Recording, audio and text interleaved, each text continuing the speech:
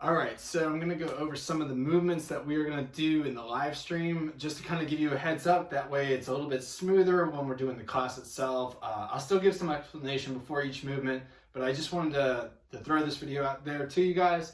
I am in what we call here the puppy room. This is where my dogs hang out at night, but they're not up here, and this has got the most space, so welcome to part of my house. So handful of movements, about 10 total that we'll go over, and I'll look over to this list here and now. So we have the first movement that I'm going to just kind of explain is the chest expansion. So it's hands out, hands apart, expanding that chest. Most of these movements, if you're not using weight, you really want to key into the muscle groups and acting to do it. So from here, I'm going to sit nice and tall. I'm going to engage my core to keep me nice and straight. Arms are out, flexing the chest here to pull apart my arms, still flexing and pulling it back. So imagine you have like two handles in the gym, you're doing those chest flies.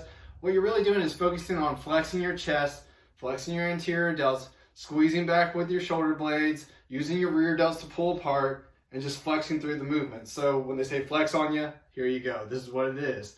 You can do it with a dumbbell if you have some.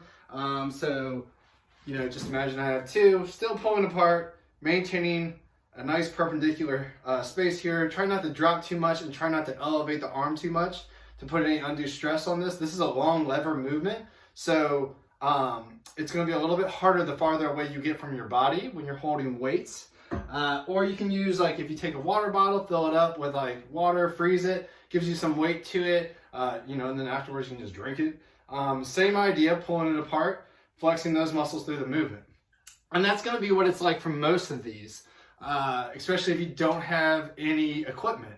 And you don't need any, to be honest. I'm already breaking a little bit of a sweat doing this. Side arm raises, so sitting, same idea, coming up to the sides.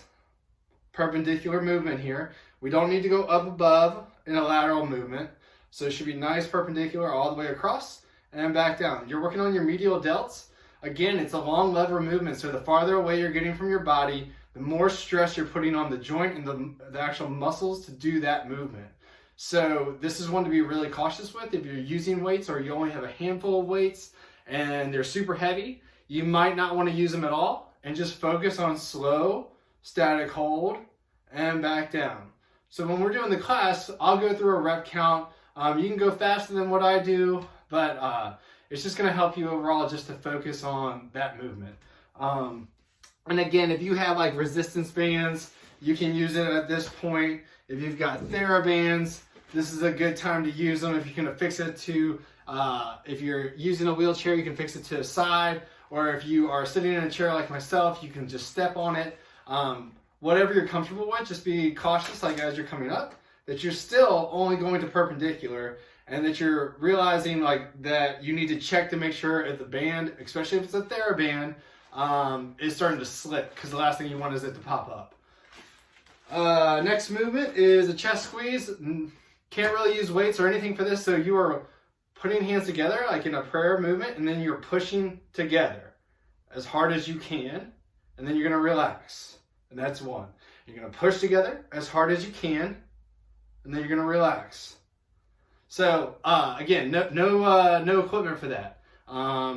If you don't enjoy doing that movement or you're unable to, you can pick another chest movement to do at that time. It's totally up to you. I'm not going to know. Next one is dives. So I'm going to show this from a front view and then from a side view. So we're going to push forward as far as we comfortably can. Posture is nice and straight. We don't want to lean too much, and then we're going to come back up. So when I'm doing this, I want to keep shoulder blades up, nice and tall with my posture, and I'm going to just reach to where I can comfortably and pull myself back up.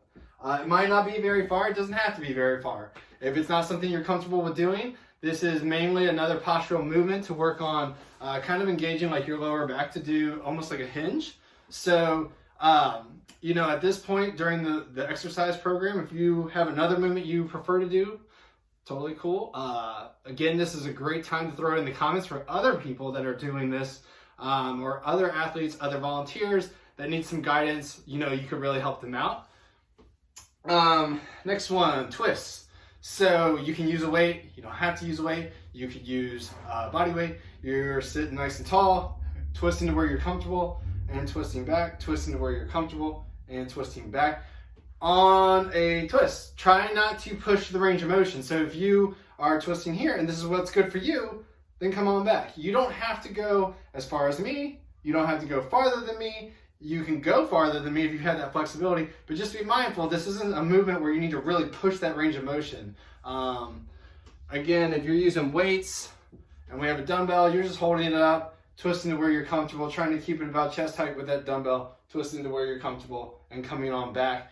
You can use like other stuff if you have it lying around. Like I have a bag full of just like clothing that can help. Sometimes it just is nice to have something that's lighter weight that you can refer to, kind of as a central point to keep your eyes on.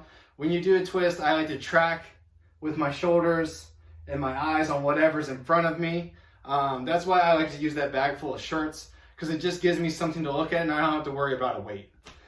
Arm circles. So we're going to that long lever movement where we're out lateral, nice and perpendicular, and then we're just doing rotations forward, rotations back. You can do large arm circles, you can do small ones.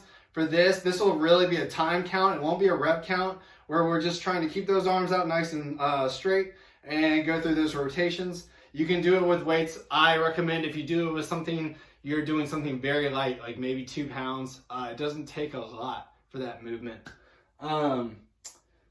Next, we're going to kind of go on to punches. So we're going to go overhead first. So you punch up and down, punch up and down. You can go at speed.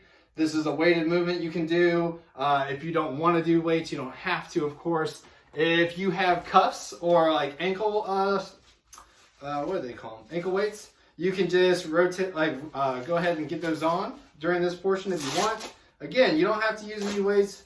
You could use whatever you really so choose. You can use your water bottles. You can use resistance bands. That's another one. Just make sure you got it really attached. And we're going to punch up and up, and up. Same idea. And then from going up overhead with your punches, you go forward with the punches, punching out forward. And this is something we'll do at speed. You can use weights, you can use nothing, doesn't really matter. It's more of a cardio movement for us and what this class is going to look like. You can do it as a strength movement if you choose. It just takes a little bit more muscle focus when you're doing it to really engage your biceps and your shoulder to do it. And then we'll go to a speed bag. So, just like a nice disco style speed bag here, speed bag here, speed bag to the front, speed bag here, speed bag. So we're going to go through that.